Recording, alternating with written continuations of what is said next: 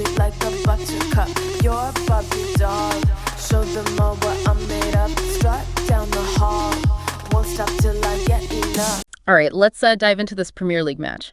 Chelsea versus Bournemouth. It had more twists and turns than, it was a wild one. We've got this great match report from Sports Illustrated. It's really detailed, and they go deep into those player ratings, which I always find so interesting.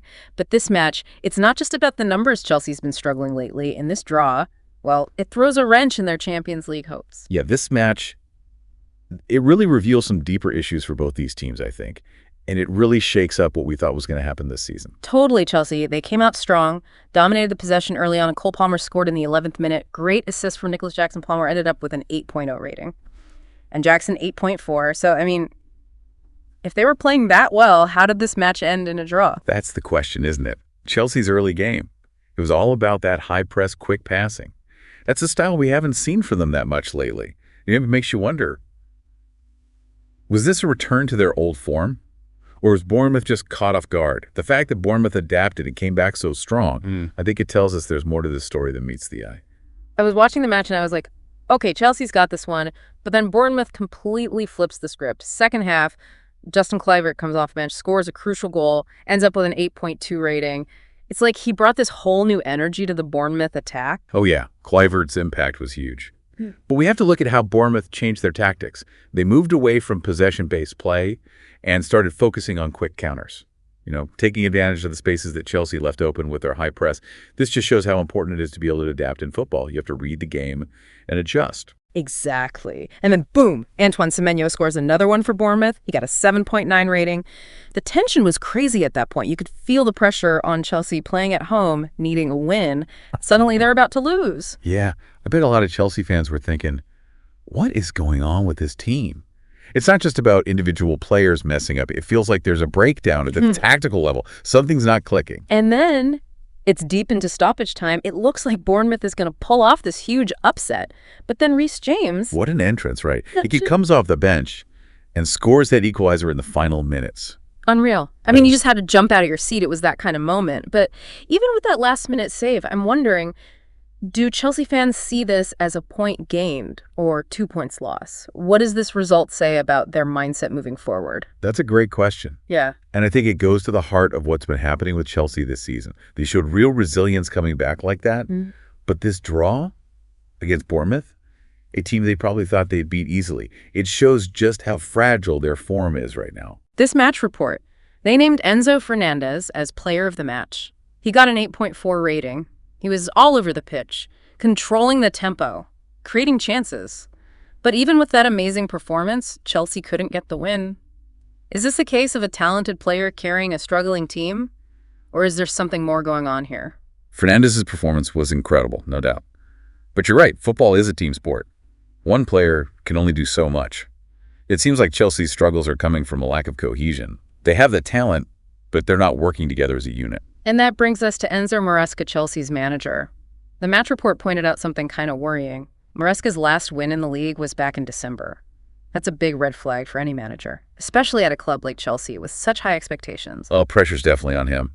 You can see this difference between how Chelsea plays in cup competitions where they've been really strong and how they play in the league. It makes you wonder, what's the problem here? Is it the tactics? A lack of motivation? Or maybe some deeper issues within the squad? It's a mystery. We'll have to see how it plays out.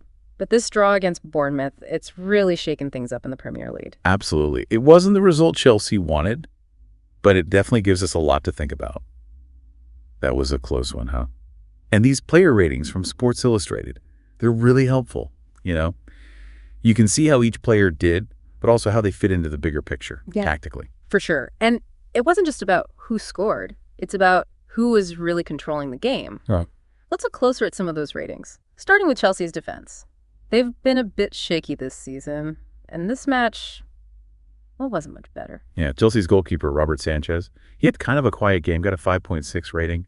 I mean, there wasn't much you could do about those Bournemouth goals. Yeah. But maybe not the strongest performance, and the pressure was on. Right, and looking at their back line, it's a mix. Moises Caicedo and Josh Akimpong both got a 6.5, but Levi Colwill stands out with a 7.3. So it looks like he was more effective at handling those Bournemouth attacks. Colwill's rating. It's interesting because he hasn't been starting for Chelsea that long. He's been playing well this season. and he stays calm under pressure. I think Maresca will probably try to build on that as they work on their defense. And then there's Marco Corella on the left. He got a 6.5. Decent, but not amazing. It seems like Chelsea's defense, it's not just about individual mistakes, it's more about how they're organized and how they communicate as a group. You're picking up on something important. If you look at those ratings next to how Bournemouth's attackers did, it tells a story. Antoine Semenyo got a 7.9. He really gave Chelsea's defense a hard time.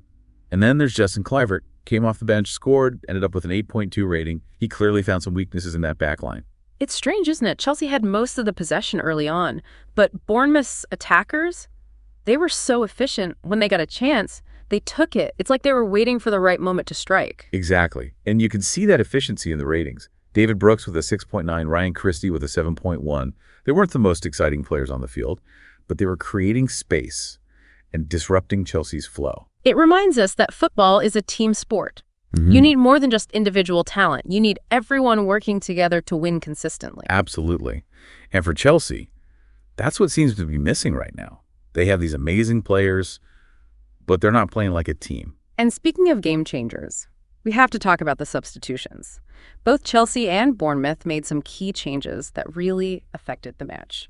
Reece James, he came on for Lavia in the 56th minute, and it really seemed to give Chelsea's attack a boost. You could feel the momentum changing. Yeah, you could tell right away that James was making a difference.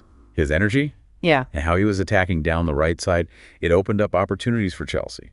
And that led to that amazing equalizer. It shows that Maresca can read the game and isn't afraid to make big changes. And for Bournemouth, bringing in Justin Kluivert in the 22nd minute, that was a smart move. He was so fast and direct, he caused a lot of trouble for Chelsea's defense. And of course, he scored and got that 8.2 rating. It shows how important it is to have good players on the bench, players who can come in and change the game.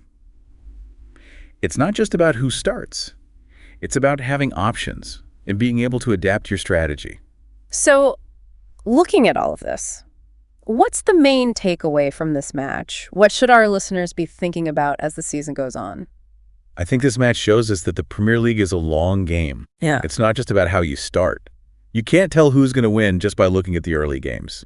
Any team can have a bad game. Yeah. Even the teams that are supposed to be the best. Yeah, it's a reality check for Chelsea. They had such high hopes for this season. Exactly. And another thing, this match shows how important it is to be flexible and adapt your tactics. Both Bournemouth and Chelsea made adjustments during the game, and those changes affected the result. In the Premier League, you have to be able to figure out your opponent's strengths and weaknesses and adjust your game plan. That can be the difference between winning and losing. We've only just scratched the surface of this match. There's so much to talk about, from how each player did, to the decisions the managers made, to the mental side of things.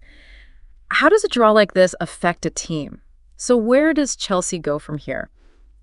This draw, I felt like their whole season so far. You know, moments of brilliance, then frustration.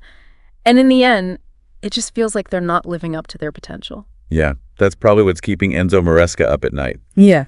He has to figure out how to get this team to play together. They have the talent, but they're not using it. It's weird, right? They've been so good in the cup competitions, but then they struggle in the league. Why is that? It makes you think, is there something mental going on? Are they putting too much pressure on themselves when it comes to the league? Or is it something more basic, like they don't have a consistent strategy? And we can't forget about Bournemouth. They were the underdogs, but they showed that they can compete with the best teams in the league. Bournemouth. They were really smart about how they played. They saw Chelsea's weaknesses and took advantage of them. That counter-attacking strategy, it was really effective. Yeah. And the players who came off the bench, they made a difference. If you look at the player ratings, it wasn't just one or two guys who played well for Bournemouth. It was a team effort. Players like Brooks and Christie, they didn't score or anything, but they were so important. They disrupted Chelsea's game and created chances for their team. Exactly. It shows how important it is for everyone on the team to know their role and do their job. Bournemouth played really well as a team. They worked hard and stuck to the plan. So as we wrap up our deep dive into this match, what are the big takeaways? What should our listeners be thinking about? Well, first, I think this match reminds us that the Premier League is a long season. It's not about who starts strong. It's about who can keep it going. Any team can lose, even the top teams. Yeah, it's a lesson for Chelsea. They had such high expectations. And the other thing, this match showed us how important it is to be flexible and adapt your tactics. Both teams made adjustments during the game, and it affected the result. In a league like the Premier League, You have to be able to react to what your opponent is doing and change your plan if you need to. That's how you win. And lastly, I think this match showed how important it is to have a strong team spirit. Bournemouth showed that individual skill isn't enough. You need to be able to play together as a team to really succeed. And even though it was a draw, it was a really exciting match. There was drama, tension. It was a tactical battle. It had everything that makes football so great. It definitely left us with more questions than answers. Can Chelsea find their winning form and move up the table? Will Bournemouth keep playing well and surprise everyone? That's what's so great about the Premier League. You never know what's going to happen. It's full of surprises. And it keeps us coming back for more. Well said. And until next time, keep exploring, keep asking questions, and keep that love for the beautiful game alive. Sound the alarm. I'm coming up. We'll have a ball. I'm sweet like a buttercup. You're a Barbie doll. Show them all what I'm made of. Strut down the hall. Won't stop till I get enough.